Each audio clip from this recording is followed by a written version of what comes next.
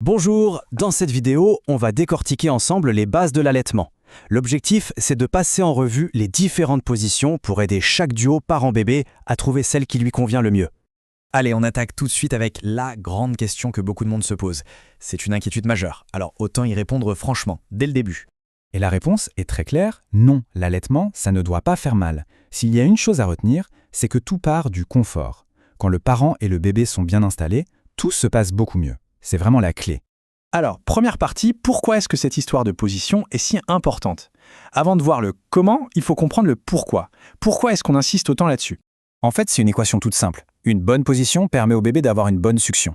Et c'est ce duo gagnant qui va garantir que la tétée est efficace, que la production de lait est bien stimulée, et surtout que ça permet d'éviter les douleurs et les crevasses. Et ce qui est vraiment important de comprendre, et c'est plutôt rassurant, c'est que l'allaitement, ça s'apprend. C'est un apprentissage à deux, pour la mère comme pour le bébé. Donc c'est tout à fait normal de chercher un peu ses marques au début. La patience est essentielle. On passe à la deuxième section. On va explorer les positions principales. C'est le cœur du sujet, le côté pratique. Il faut voir ça comme une sorte de boîte à outils dans laquelle on peut piocher en fonction des besoins et des envies. Mais avant de les détailler, une chose primordiale. Il n'y a pas une seule bonne position. La meilleure, c'est tout simplement celle qui est la plus confortable pour le parent et pour le bébé. Il faut tester, expérimenter sans se mettre la pression. On commence avec une position très instinctive qu'on appelle parfois l'allaitement biologique ou la position transat. Elle est géniale parce qu'elle mise tout sur les réflexes naturels du nouveau-né. L'idée, c'est que le parent s'installe tranquillement en arrière, un peu comme dans un transat. On pose le bébé sur son ventre et lui, instinctivement, va ramper, chercher et trouver le sein tout seul. Le corps du parent sert de support parfait. On passe maintenant à la position la plus classique, la plus connue, celle qu'on a tous en tête, la position de la berceuse ou la madone. C'est un excellent point de départ. La mécanique est simple. Le bébé est collé ventre contre ventre, sa tête est bien calée dans le pli du coude du parent. C'est une position qui favorise beaucoup la proximité et le contact visuel.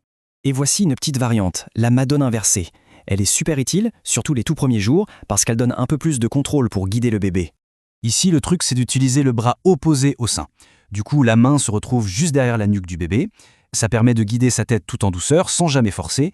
Et l'autre main, elle, reste libre pour aider à présenter le sein. Une autre option, avec un nom assez imagé, la position du ballon de rugby.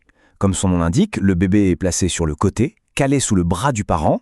L'idée, c'est d'avoir le bébé à ses côtés, avec les pieds qui partent vers l'arrière. Un coussin est presque indispensable pour le mettre à la bonne hauteur. C'est une position qui est souvent recommandée après une césarienne ou pour allaiter des jumeaux en même temps. Et pour finir ce tour d'horizon, une position qui rime avec repos et récupération, la position allongée sur le côté. C'est la solution parfaite pour les tétés de nuit ou quand on a juste besoin de se détendre un peu. Là, c'est simple. Le parent et le bébé sont allongés l'un en face de l'autre. Il ne faut pas hésiter à utiliser des oreillers pour bien se caler le dos ou les jambes. Le plus important, c'est de s'assurer que la bouche du bébé arrive naturellement à la hauteur du mamelon sans qu'il ait à tourner la tête. Bon, on a fait le tour des positions. Mais une fois qu'on est installé, comment savoir si ça fonctionne vraiment? C'est tout l'objet de notre troisième partie, la checklist pour une bonne prise du sein. La question est donc la suivante, et elle est tout aussi cruciale que le choix de la position. Quels sont les signes concrets qui montrent que le bébé prend bien le sein? Alors il y a plusieurs points à observer. D'abord, la bouche du bébé. Est-ce qu'elle est grande ouverte?